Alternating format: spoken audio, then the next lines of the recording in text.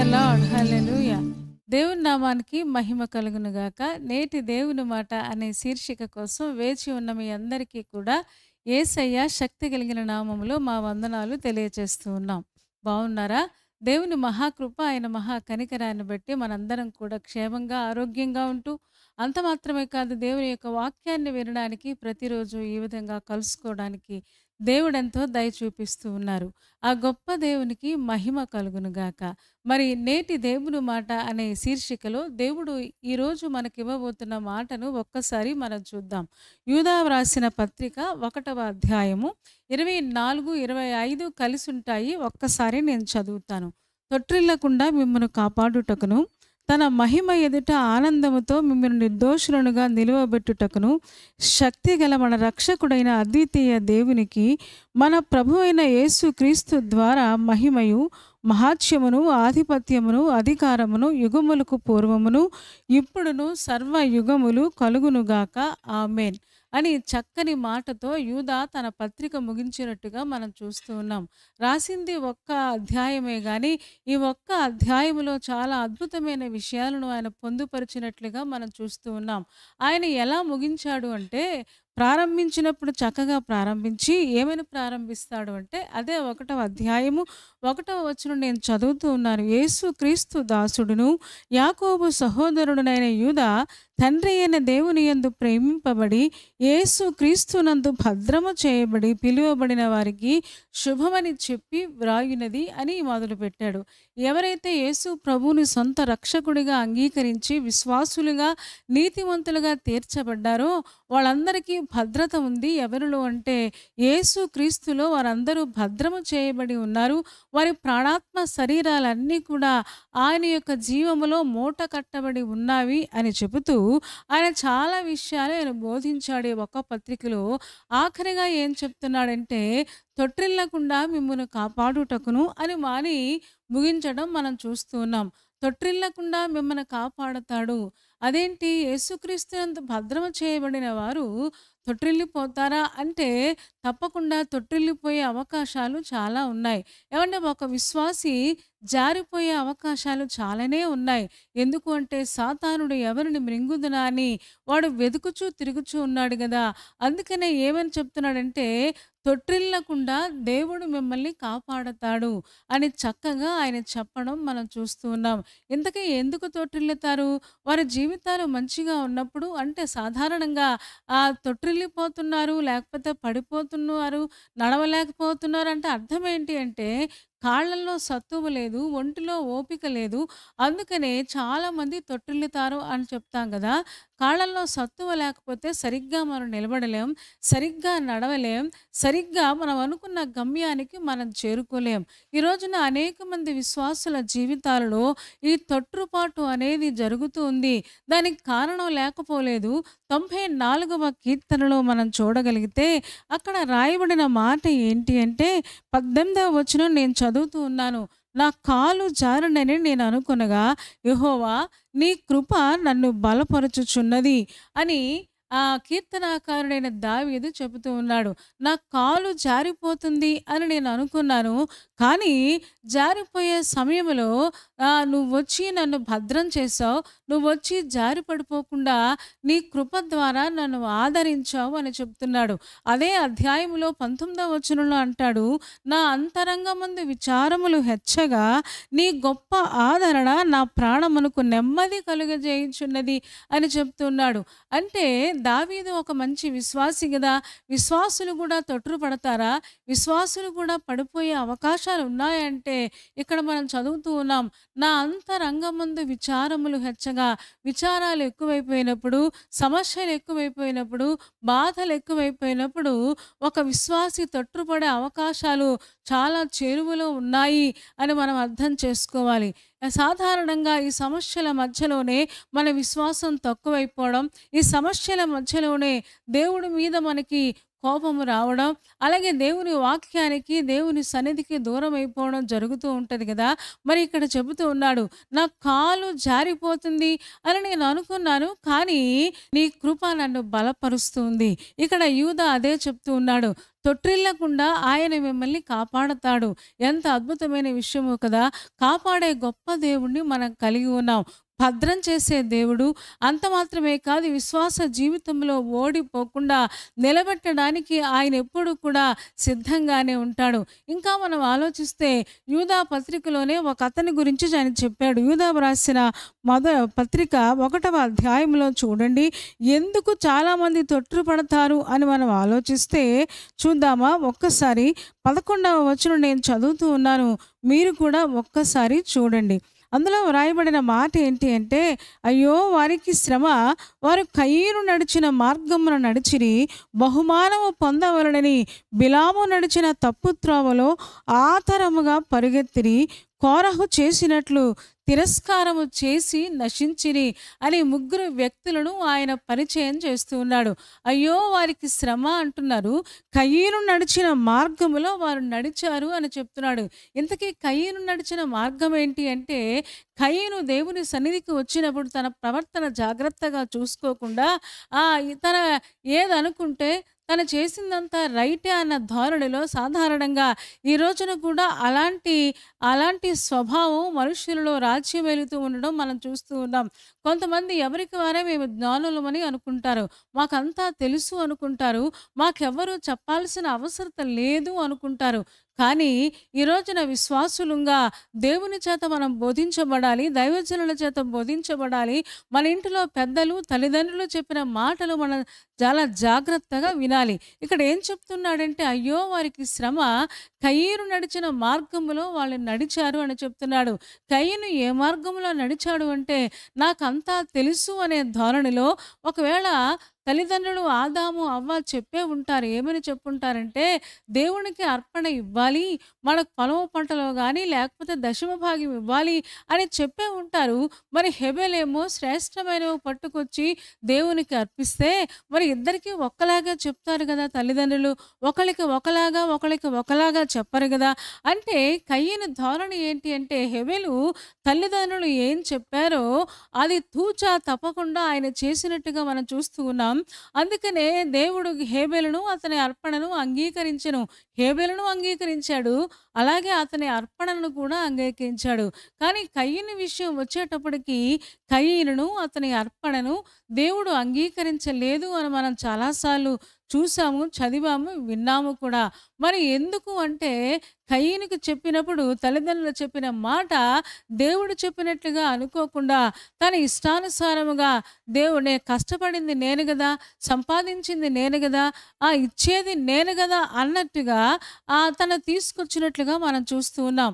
అంతేగాని దేవుడు నాకు ఆరోగ్యం ఇచ్చాడు, దేవుడు నాకు బలం ఇచ్చాడు, దేవుడు నాకు శక్తి ఇచ్చాడు, అసలు ఈ జీవితం దేవుడు ఇచ్చింది కదా అన్న కృతజ్ఞత అనేది కయీనులో ఏ కోశాన కనిపించలేదు. అందుకనే ఇక్కడ చెబుతున్నాడు, అయ్యో వారికి శ్రమ.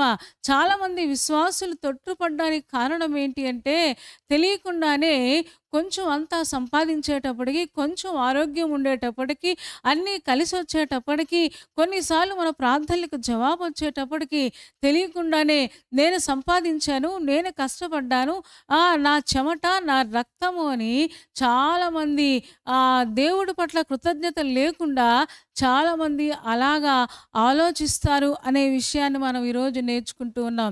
కయీను ఆ మార్గంలో నడిచాడు అంటే, కయీను మనస్సులో ఏ కోశాన కూడా కృతజ్ఞత అనేది ఉన్నట్టుగా మనకు అనిపించదు. అందుకనే ఆదికాండము 4వ అధ్యాయం మనం ఒక్కసారి చూడగలిగితే, ఆ 4వ అధ్యాయంలో ఉన్న మాట ఏంటి అంటే చూడండి, 6వ వచనం, యెహోవా కయీనుతో, నీకు కోపమేలా, ముఖము చిన్నబుచ్చుకుని ఉన్నావేమి? నీవు సత్క్రియ చేసిన ఎడల తలనెత్తుకొనవా? సత్క్రియ చేయని ఎడల వాకిట పాపము పొంచి ఉండును, నీ ఎడల దానికి వాంఛ కలుగును, నీవు దానిని ఏలుదువు అని చెప్పాడంట కయీనుకు. ఎప్పుడైతే హేబెలు యొక్క అర్పణను అంగీకరించాడో కయీను అర్పణ దేవుడు అంగీకరించలేదు. వెంటనే కయీనుకు కోపం వచ్చింది. కోపం కాదు గదా! అసలు దేవుడు ఎందుకు అంగీకరించలేదు? నాలో ఏ తప్పుంది? నాలో ఏ పొరపాటుంది? నాలో దేవునికి ఇష్టం లేనిది ఏదుంది? అని స్వపరీక్ష దేవుని సన్నిధికొచ్చి, బలిపీఠం దగ్గరకొచ్చి స్వపరీక్ష చేసుకోవడం మానేసి, ఆ దేవుని మీద కోపగించినట్లుగా మనం చూస్తూ ఉన్నాం. అతను కోపం వచ్చిందంట. అందుకనే దేవుడు అంటూ ఉన్నాడు, నీవు సత్క్రియ చేస్తే తల ఎత్తుకోవా? ఎందుకు ముఖం చిన్నబుచ్చుకున్నావు? ఏమంటే ముఖం చిన్నబుచ్చుకోవడం, అస్తమాను కోపగించడం, ఇవన్నీ కూడా ఎవరి ధోరణిలోకి వస్తాయంటే కయీను స్వభావంలోకి వస్తాయి. అందుకనే అంటున్నాడు, అయ్యో వీరికి శ్రమ. చాలామంది ఇలాగనే చాలామంది విశ్వాసులు తొట్రుపడుతూ ఉన్నారు. ఇంకా ఒక్క మాట చెప్పాలి అంటే కయీను మంచి విశ్వాసే. దేవుడికి అర్పణ అర్పించాడు అంటే అతనిలో విశ్వాసం ఉన్నట్టే కదా! ఏవండి, తల్లిదండ్రుల మాట విన్నాడు గాని పూర్తిగా విన్నట్టుగా మనకి అర్థమవుతుంది. పూర్తిగా విననట్టుగా మనకు అర్థమవుతుంది. ఈ రోజున దేవుడు మనకు అదే చెప్తున్నాడు. తొట్టిల్లకుండా మిమ్మల్ని కాపాడడానికి నేనెప్పుడూ సిద్ధంగా ఉన్నాను అని దేవుడు చెప్పడం మనం చూస్తూ ఉన్నాం. ఏమంటే యూదా భరోసా ఇస్తూ ఉన్నాడు. మీరు తొట్టు పడకుండా కాపాడే గొప్ప దేవుడు ఉన్నాడు. కాబట్టి తొట్టు పడద్దు. ఆ దేవుని సన్నిధిని సమీపించేటప్పుడు, బలిపీఠాన్ని సమీపించేటప్పుడు కోపము కానీ లేకపోతే దేవునికి ఇష్టం లేనివి ఏమీ మీలో లేకుండా చూసుకోండి అని చెబుతూ ఉన్నారు. చాలామంది ఈ రకంగానే తమ యొక్క స్వభావాన్ని అనుసరించే తొట్రుపడుతూ ఉన్నారు. అది కోపం కావచ్చు, లేకపోతే మాటి మాటికి అలగడం కావచ్చు, మాటి మాటికి చిన్నబుచ్చుకోవడం కావచ్చు. ఈ రోజున అది ఏది అయినా దేవుడికి ఇష్టం లేదన్న విషయాన్ని మనం అర్థం చేసుకోవాలి. చాలామంది విశ్వాసులు ఇలాగే తొట్రుపడుతూ ఉన్నారు. అక్కడ బిలాము గురించి కూడా చెప్పాడు. బిలాము డబ్బులు ఆశించాడంట. తప్పు త్రోవలో ఆతరంగా పరిగెత్తాడు అంట. అంటే డబ్బు గురించిన ఆశ, ధనాపేక్ష, ఇవన్నీ కూడా అతనిని దేవుని మార్గంలో నుంచి ప్రక్కకు తిప్పివేసినట్టుగా మనం చూస్తూ ఉన్నాం. ఈ రోజున విశ్వాసులారా, మిమ్మల్ని తొట్రుపాటుకు గురి చేసేది ఏమయ్యింది? అది విచారమా? అది సమస్య? అది అనారోగ్యమా? అది కష్టాలా? అది ఏమయ్యింది? ఈ రోజున మనకు అర్థమైతే మన యొక్క జీవితాన్ని మనం సరిచేసుకోగలిగితే, నేను అనుకుంటాను కయీను చక్కగా దేవా నన్ను క్షమించు, నాన్న ఇలా చెప్పాడు, అమ్మ ఇలా చెప్పింది, కానీ నేను తప్పు చేశాను అని దేవుడి దగ్గర ఒప్పుకొని ఉంటే మనం కయీను గురించి ఇంకొకలాగా చదువుకునేవాళ్ళమేమో. కానీ ఏ కోశాన పశ్చాత్తాపము కానీ, ఏ కోశాన జీవితం మార్చుకోవాలనే ధోరణి కానీ, ఏ కోశాన నేను తప్పు చేశాను అనే పశ్చాత్తాపం అతనిలో ఉన్నట్టుగా మనకు అనిపించదు. అందుకనే అతను దేశ దిమ్మరైపోయినట్లుగా మనం చూస్తున్నాం. ఈ రోజున విశ్వాసులారా, దేవుడు ఎప్పుడు మనల్ని కాపాడడానికి సిద్ధంగానే ఉంటాడు. తొట్టిల్లకుండా మిమ్మల్ని కాపాడటానికి ఇంకా ఏం చెప్తున్నాడంటే, తన మహిమ ఎదుట ఆనందముతో మిమ్మల్ని నిర్దోషులనుగా నిలవబెట్టడానికి. అంటే మనల్ని అందరినీ కూడా రేపొద్దున మధ్యాకాశంలో పెండ్లి కుమారుడుగా యేసుప్రభు వస్తే మనం అందరము సంఘముగా కలుసుకోబోతూ ఉన్నాం కదా. కలుసుకున్నప్పుడంట దేవుడు మనల్ని నిర్దోషులుగా నిలవబెడతాడంట. మీరు ఆలోచించండి. మాటి మాటికి పడిపోయేవాళ్ళు, మాటి మాటికి తొట్రుపడేవాళ్ళు, మాటి మాటికి కాళ్ళు జారిపోవడానికి కాళ్ళు జారిపోయేలాంటి బలహీనత కలిగిన వాళ్ళని దేవుడు ఏమనుకుంటున్నాడంటే, వాళ్ళందరినీ కూడా తన మహిమ ఎదుట నిర్దోషంగా నిలబెట్టాలనుకుంటున్నాడు. ఎంత అద్భుతమైన మాటో కదా. ఈ రోజున విశ్వాసులమైన మనందరం కూడా ఆయన ఎదురుగుండా నిర్దోషులంగా, దోషము లేకుండా నిలబెట్టాలని ఆయన ఎప్పుడు కూడా ప్రయాసపడుతున్నాడట.